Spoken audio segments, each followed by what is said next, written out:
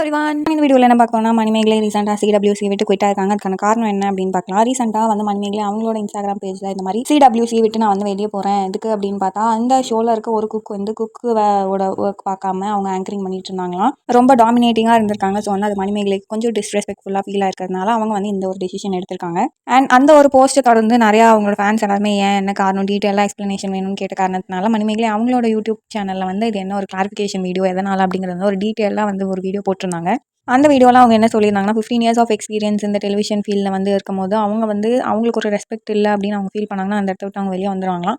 So அதனால இந்த ஷோவில் வந்து அவங்களுக்கு ஒரு ரெஸ்பெக்ட் கொடுக்காத காரணத்தினால அவங்க வெளில வந்ததாக சொல்லியிருக்காங்க. அண்ட் அது தொடர்ந்து இந்த சீசனோட குக் வித் கோமாளியை வந்து ப்ரொடக்ஷன் பண்ணுற டீம் வந்து ரொம்பவே அன்ப்ரொஃபஷனலாக பயாஸ்டாக ஒன் சைடடாக வந்து டெசிஷன் எடுத்த காரணத்தினால அவங்களுக்கு அந்த இடத்துல வந்து இந்த ஒரு முடிவை தவிர வேறு எதுவும் எடுக்க முடியாத சூழ்நிலை இருந்திருக்காங்க. பட் சேனல் ரொம்பவே சப்போர்ட்டாக இருந்திருக்கு. பட் ப்ரொடக்ஷன் டீம் வந்து சப்போர்ட்டாக இல்லை அப்படிங்கிற மாதிரி சொல்லியிருந்தாங்க.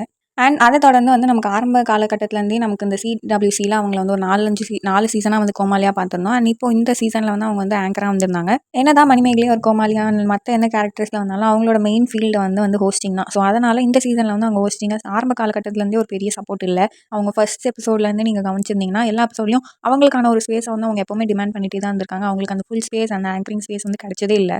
அவங்கள சுற்றி இருக்க எல்லா ஜட்ஜ் இருக்கட்டும், எல்லா கோமாளிஸ், எல்லா கண்டஸ்டன்ஸ் எல்லாருமே வந்து பிரியங்கா கூட கம்பேர் பண்ணி உன்னை விட பிரியங்கா தான் நல்லா பண்ணுறாங்கன்ற மாதிரி ஒரு டீஸ் பண்ணி ஒரு மாதிரி ஹியூமராக தான் சொன்னாலும் பட் வந்து அவங்க மீன் பண்ணுறது என்னவோ வந்து பிரியங்கா தான் வந்து உன்னோட பெட்டராக ஹோஸ்ட் பண்ணுறாங்கன்னு. அண்ட் அது மட்டும் இல்லாமல் நிறைய செக்மெண்ட்ஸில் வந்து நீ இதை நல்லா பண்ண மாட்டேற, பிரியங்கா எப்படி பண்ணுறா பாருன்னு சொல்லி அந்த இன்ட்ரோ சீன்ஸ் எல்லாம் வந்து அவங்க பண்ணி நம்ம பார்த்துருந்தோம் இந்த சீசனில். அண்ட் அது மட்டும் இல்லாமல் நமக்கு தெரிஞ்ச மாதிரி விஜய் டிவி ப்ராடக்டான பிரியங்கா வந்து எந்தெந்த ஷோலாம் வந்து லோ ஆகுதோ அவங்கலாம் வந்து இவங்களை உள்ள அனுப்பி வந்து திரும்ப டிஆர்பி ஹை பண்ணுவாங்க. அதே மாதிரி ஒரு எக்ஸாம்பிளுக்கு நம்ம பிக் பாஸ் சீசனில் வந்து ரொம்ப லோவாக போயிட்டு இருந்த டைமில் வந்து இவங்களும் உள்ள அனுப்பி திரும்பவும் வந்து அதை பேக் டு ஃபார்ம் கொண்டு வந்தாங்க. ஸோ அதே இதை வந்து சிடபிள்யூசிலையும் இம்ப்ளிமெண்ட் பண்ணாங்க.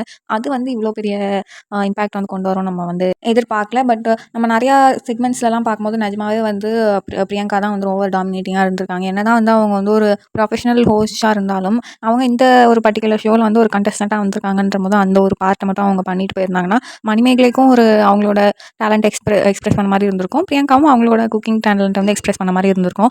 பட் இதில் வந்து இவங்க ஹோஸ்ட்டும் பண்ணணும் குக்கும் பண்ணணுன்ற அந்த 2 இதை பண்ணி இப்போ அது இன்னொருத்தவங்களை அஃபெக்ட் பண்ணி இப்போ மணிமேகலை வந்து ஷோ விட்டு போகிற அளவுக்கு வந்திருக்கு. இதை தொடர்ந்து நிறைய பேர் வந்து மணிமேகலைக்கு சப்போர்ட்டாக வந்து அம்மா இவங்க வந்து ஒரு டாமினேட்டிங்காக இருந்திருக்காங்க, இவங்க பண்ண தப்பு அப்படிங்கிறது வந்து ஒரு மணிமேகலைக்கு சப்போர்ட்டாக இருந்திருக்காங்க. குரேஷி, சிங்கர் சுசித்ராவாக இருக்கட்டும், அண்ட் அதர் கோ ஆர்டிஸ்ட் எல்லாருமே வந்து இவங்களுக்கு வந்து மணிமேகலைக்கு ஒரு சப்போர்ட் கொடுத்துருக்காங்க. அண்ட் அது மட்டும் இல்லாமல் பாவனா இருக்காங்கல்ல, அவங்களும் வந்து இந்த மாதிரி இந்த மாதிரி எனக்கும் ஒரு இடத்துல நடந்திருக்கு அப்படிங்கிறதையும் வந்து பதிவு பண்ணியிருக்காங்க. சிடபிள்யூசி நிறையா சீசன்கள் வந்தாலும் இந்த குக் வித் கோமாளிக்குன்னு ஒரு பர்டிகுலர் ஃபேன்ஸ் வந்து சில பேருக்கு இருப்பாங்க. இப்போ புகழுக்காக பார்க்குறவங்க இருப்பாங்க, அண்ட் பாலாவுக்காக பார்க்குறவங்க, குரேஷிக்காக பார்க்குறாங்க. அந்த மாதிரி சில பேர் வந்து மணிமேகலைக்காக மட்டுமே வந்து இந்த ஷோ பார்த்துட்டு இருந்திருப்பாங்க. அண்ட் அது மட்டும் இல்லாமல் இப்போ இன்ஸ்டாகிராம் அண்ட் அதர் சோஷியல் மீடியாஸில் வந்து இந்த சில கிளிப்பிங்ஸில் வந்து இந்த மாதிரி டாமினேட் பண்ண பார்க்குறாங்க பிரியங்கா அப்படிங்கிற வந்து எல்லா கிளிப்பிங்ஸையும் வந்துட்டு கலெக்ட் பண்ணி இப்போ அந்த கிளிப்பிங்ஸ் எல்லாமே ரொம்ப வைரலாக போயிட்டு இருக்கு. அண்ட் இந்த மாதிரி நிறையா ஹோஸ்ட்டுக்கும் நடந்திருக்கு, நிறைய பீப்புளுக்கும் நடந்திருக்கலாம். பட் அதை வந்து தைரியமாக யாருமே வாய்ஸ் அவுட் பண்ணல. பட் இந்த ஒரு விஷயத்தை வந்து பிரியங்கா டாமினேட் பண்ணுறாங்க அப்படிங்கிறத வந்து மணிமேகலை இவ்வளோ ஓப்பனாக வந்து போல்டாக இது வந்து சொன்னது வந்து ஆடியன்ஸுக்கு ரொம்பவே வந்து அந்த ஹானஸ்டி எங்களுக்கு ரொம்ப பிடிச்சிருக்கு மேம் அப்படிங்கிற மாதிரி இருந்திருக்கு. ஸோ இப்போ மணிமேகலை இந்த ஷோவில் இல்லாத வந்து எல்லாருமே மிஸ்ஸிங் ஃபீலாக தான் இருக்கும். மிஸ் மணிமேகலை. இன்னும் நிறைய அப்டேட்ஸ்க்காக do like share comment and subscribe. Thanks for வாட்சிங்.